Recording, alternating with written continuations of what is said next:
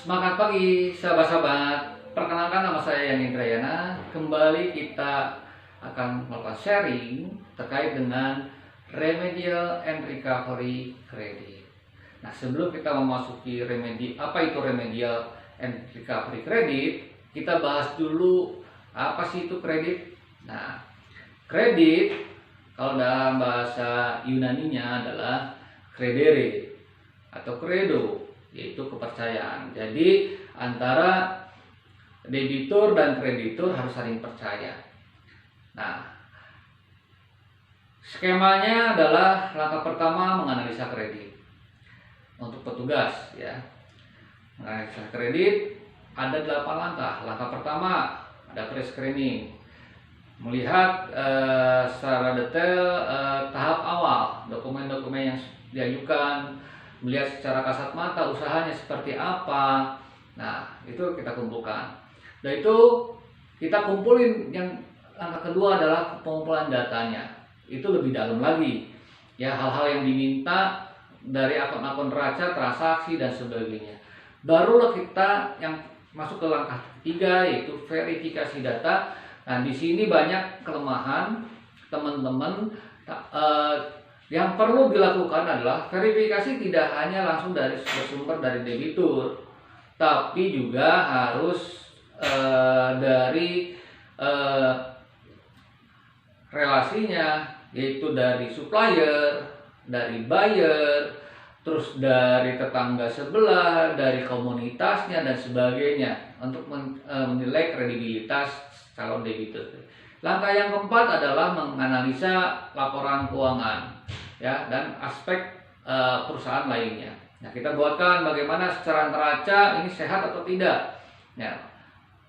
Langkah berikutnya yang kelima, penilaian risiko, dan langkah keenam, analisa proyeksi keuangan, dan ketujuh, evaluasi kebutuhan keuangan, dan kedelapan, menetapkan struktur fasilitas. Nah, ini baru ready, baru putusan oleh tim pemutus sesuai dengan risk appetite-nya, apakah disetujui atau tidak. Nah, berikutnya setelah analisa 8 langkahnya, baru kita masuk persetujuan kredit. Ya, persetujuan kredit kita sekarang SKK, surat keputusan kreditnya. Nah, setelah adanya persetujuan kredit, baru kita lakukan pemantauan debitur. Kalau setelah tanda tangan PK dan sekarang pemantauan debitur, uang ini ditarik untuk apa, dibelanjakan untuk apa. Artinya kita akan nilai dari sisi first way out-nya, jadi dari sisi usahanya. Dan juga kita monitor juga terkait dengan sisi second way out-nya, yaitu jaminan-jaminan kita, jaminan yang diserahkan ke kita, ada perubahan bentuk, disewakan orang lain dan sebagainya. Tahap berikutnya adalah penyelamatan dan penyelesaian kredit. Nah, ini nanti kita bahas 3 pilar agak lebih dalam karena terkait dengan remedial recovery. Nah, jadi sebetulnya dari tahapan skemanya kredit itu setelah analisa persetujuan kredit, pemantauan debitur, nah penyelamatan dan penyelesaian kredit itu ada tahap 4. Nah, ini remedial and recovery-nya berada di langkah keempat di tahap manajemen perkreditan. Oke, implementasinya untuk pemberian kredit tadi tetap kita melakukan 5C, penilaian debitur, dan juga kita masuk ke 3 pilarnya. Pertama, untuk C pertama, karakter, condition, dan capacity, itu saya grouping masuk ke dalam kredibilitas manajemen. Gimana yang akan dinilai terkait dengan integritas, ya, terus juga kecakapan, terus dengan hasil prestasi dari berbagai kondisi yang dihadapi sesuai dengan pengalaman masa usahanya. Nah, yang berikutnya adalah tentang capital. Itu adalah masalah permodalan, masalah cash flow. Nah, ini dari sisi analisa masuk ke aspek analisa keuangan dan kemampuan membayar kembali. Ini yang akan diukur adalah terkait dengan likuiditas dan profitabilitas. Nah, yang terakhir adalah kolateral atau jaminan. Nah, masuk ke ranah jaminan. Apakah jaminan itu kontrol atau uncontrol? Ya, marketable atau tidak marketable? Itu juga perlu dianalisa. Ya, ini sekilas terkait dengan kredit. Nah, kita lihat dari posisinya, dari sisi lending proses. Pertama memang yang perlu kita ketahui dan pahami adalah terkait dengan memahami borrowing needs, ya, kebutuhan dari calon debitur. Ya, setelah itu baru kita assess resikonya terkait dengan kondisi debitur, terkait dengan kondisi ekonomi, industri, usahanya, bisnis, manajemennya bagaimana, terus juga finansial dan financial structure-nya seperti apa, cash flow-nya seperti apa. Nah, baru kita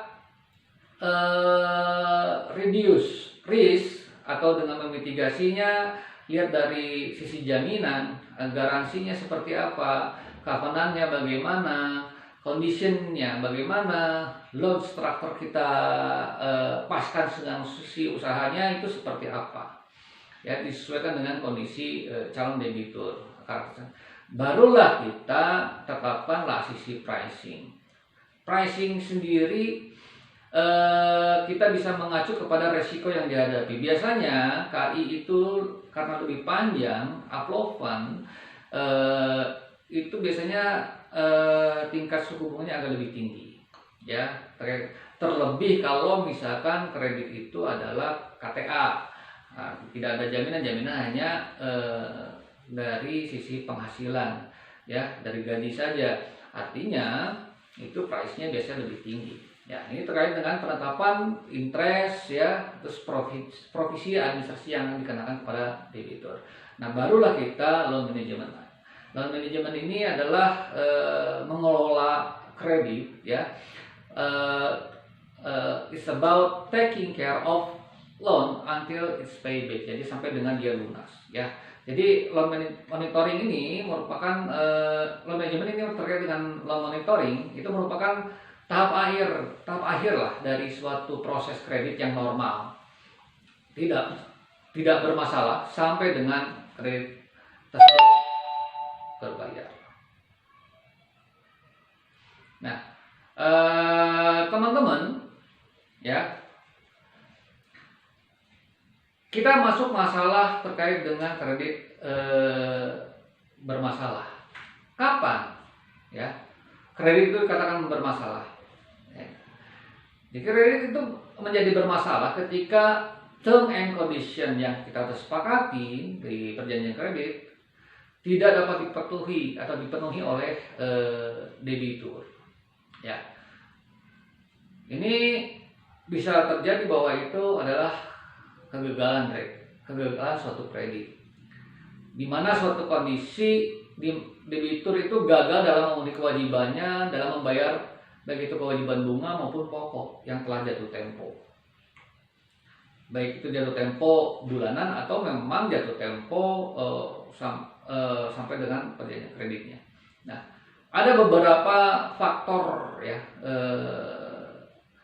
terkait dengan adanya default kredit ini. Ya, ada faktornya berasal dari internal dan juga dari eksternal. Nah, di internal ini terbagi dua, ya, dari sisi debiturnya dan dari sisi kreditur atau dari banknya. Ya, kalau dari sisi debitur ada mismanagement, biasanya terjadi seperti itu, dan juga data atau dokumen tidak lengkap atau tidak akurat. Terus gagal dalam usaha yang lain, kadang-kadang ada ingin mencoba-nyoba atas bujukan rekannya karena profitable dan sebagainya, terus gagal. Ada juga terlalu ekspansif tanpa memperhitungkan resiko-resikonya dan dia tidak berpengalaman di bidang yang barunya.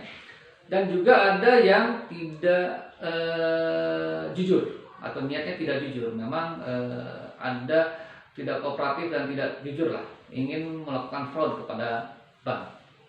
Nah, kalau dari si kreditur atau dari si bank, nah, biasanya ada beberapa faktor, ya, ini terkait dengan haus akan laba. Nah, ini terkait dengan target bar tinggi yang ditetapkan, proses dalam tekanan kadang-kadang kurang apa istilahnya, terlalu banyak relaksasi lah untuk memberikan suatu keputusan kredit. Itu tekanan dari petugas kredit itu kurang mahir dan kurang ada bimbingan. Jadi ada kurang pengalaman lah petugas pembimbing pegawai kredit, sehingga tidak jeli menganalisanya, tidak terlalu dalam, sehingga bisa jadi menyebabkan kredit debiturnya gagal. Nah, faktor lainnya untuk dari sisi kreditur adalah PK dan aksesorirnya kurang lengkap. Nah, ini tidak terlalu detail di sini, diranah di ADC, dan juga mungkin dari syarat-syarat pencairan kredit yang ditetapkan oleh petugas kredit tidak mengawal penarikan dan sebagainya. Faktor lain berikutnya adalah kurang verifikatifnya debitur. Misalkan ternyata ada informasi negatif yang tidak terungkap, ataupun misalkan analisanya masih prematur atau verifikasi masih prematur. Dia percaya tidak mendalami, dia percaya hanya disodorkan ini loh nomor suppliernya, ini padahal bisa settingan atau bagaimana. Nah, faktor berikutnya adalah untuk sisi kredit konsentrasi pada sektor usaha tertentu. Nah, jadi kadang-kadang petugas itu saya jagonya di bidang perdagangan terus. Nah, kan ada istilah jangan investasi dalam satu keranjang. Jadi ibaratnya jangan satu sektor ekonomi.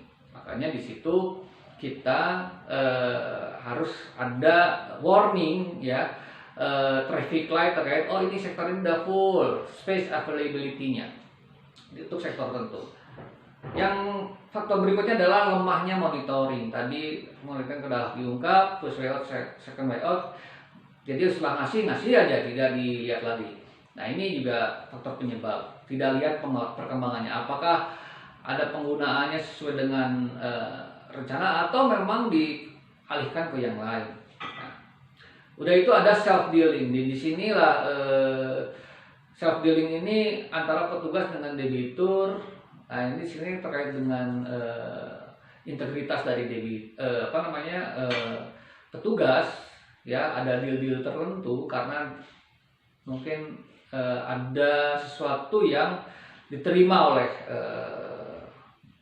si petugas setelah itu kredit cair. Nah, ini melakukan fraud untuk di sisi petugasnya. Nah, setelah faktor internal selesai, kita bahas dari sisi kreditor dan debitur, baru sektor eksternal ini penyebabnya. Kondisi ekonomi, ya, kondisi industri, perubahan peraturan, persaingan, bencana alam. Nah, sekarang sisi COVID ini memang semua sektor ekonomi terdampak.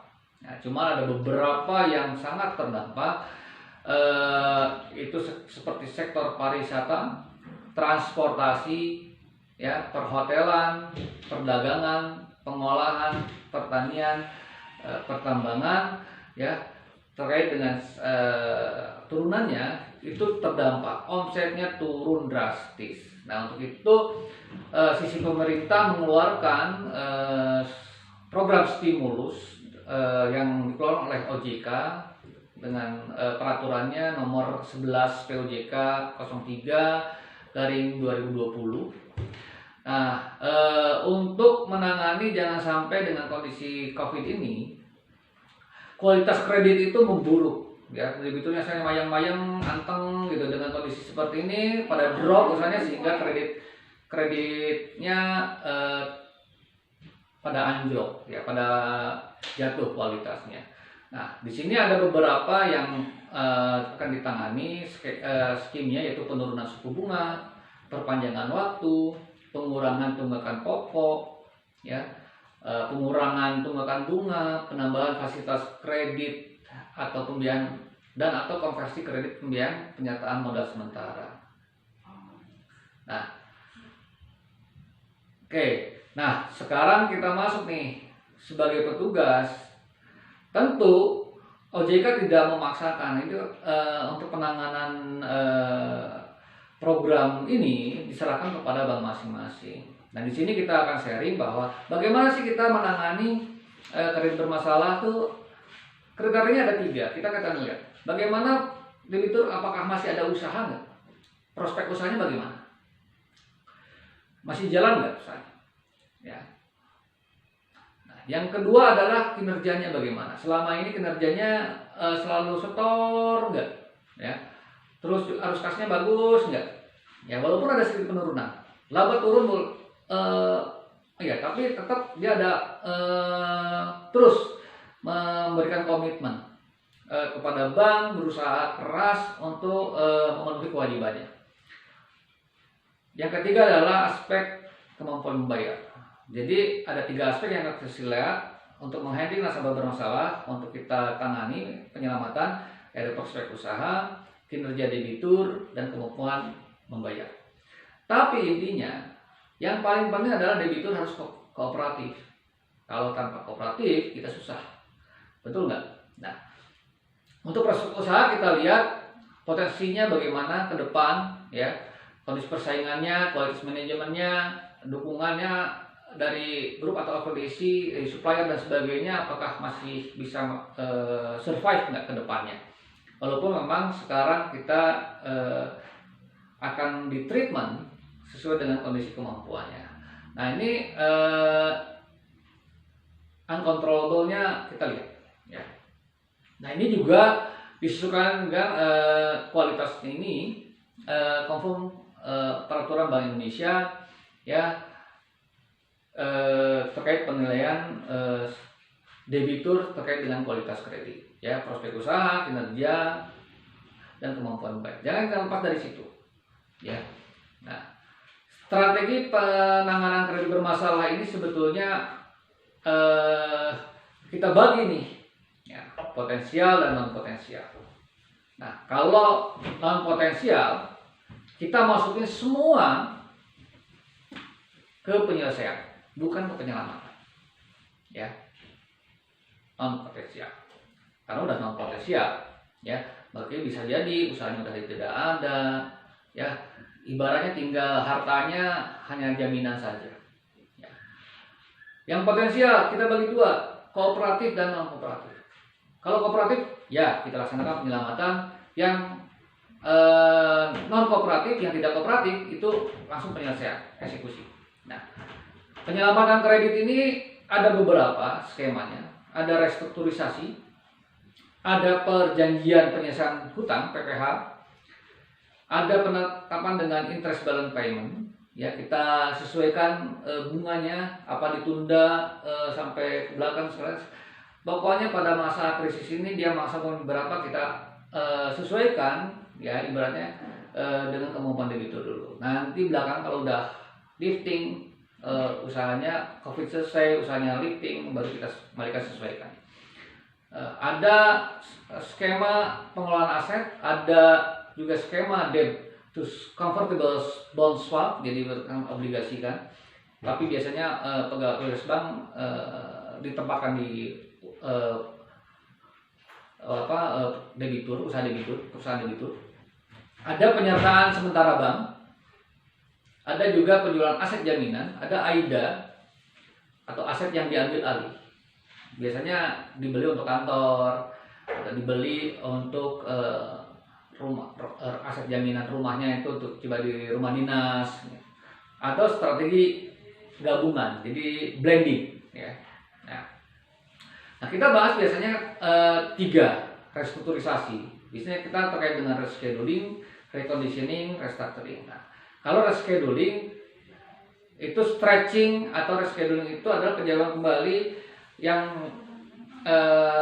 jangka waktu dipanjangin sehingga pembaginya tambah banyak, jadi angsurannya makin menurun, ya, angsurannya menjadi menurun disesuaikan dengan kondisi. Berapa sih kepanjangannya? Nah, Kalau BI jangka waktunya OJK itu treatment dari COVID ini itu maksimal setahun. Jadi ada yang 3 bulan, 6 bulan, 9 bulan sampai dengan setahun. Nah, itu disesuaikan dengan misalnya. Terus juga ada persyaratan kembali atau reconditioning. Reconditioning ini terkait dengan penundaan pembayaran bunga sampai dengan waktu tertentu, ya. Penurunan suku bunga bisa, pembebasan bunga dan sebagian pokok dan lain-lain. Nah, yang terakhir adalah penataan kembali atau restructuring. Restructuring ini rekapitalisasi itu bisa jadi pada saat penanganannya nasabah atau debitur itu ternyata harus diinfus tambah lagi nih dananya, bisa jadi. Tapi itu harus lebih dalam kajiannya, ya.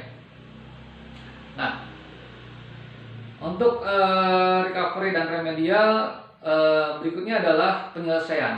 Penyelesaian ini ada berbagai macam, ya, terkait dengan penjualan aset jaminan bisa secara di bawah tangan, ada penebusan, ya, ada juga penyelesaian pinjaman, ya, seperti biasa, ada novasi atau pengalihan, ya, ada eksekusi hak tanggungan, terus rewelan dan sebagainya, ada sistem PKPU, ya, atau kepailitan, ada juga kita minta bantuan JPN atau Jaksa Pengacara Negara, ya, atau PPA atau Pusat Pemulihan Aset kita ini kalau memang ada debitur yang perlu ditangani seperti itu. Ada juga gugatan pengadilan, serta ada gugatan secara perdata, yaitu seperti jadi gugatan sederhana bisa pakai, dan juga cesi, subrogasi juga kita bisa laksanakan. Nah, mungkin itu yang kita ingin sharingkan. Nah, kita tidak membahas detail di sini. Nah, untuk lebih tahu lebih lanjut terkait dengan detail pembahasan remedial dan recovery, bisa ikuti training saya yang akan nanti di launch oleh vendor-vendor training, ya. Tak lupa saya ucapkan semoga teman-teman hari ini sehat, tetap fokus, tetap optimis. Bagi petugas kredit, tetap konsentrasi di sini. Perlu normal skala prioritas. Tentu teman-teman saat ini disibukkan oleh permintaan debitur, tapi tetap jangan lupa Anda tetap harus meningkatkan kompetensi dan pengetahuan terkait bagaimana menghandling debitur-debitur bermasalah, ya. Ikutlah training saya. Demikian, assalamualaikum warahmatullahi wabarakatuh.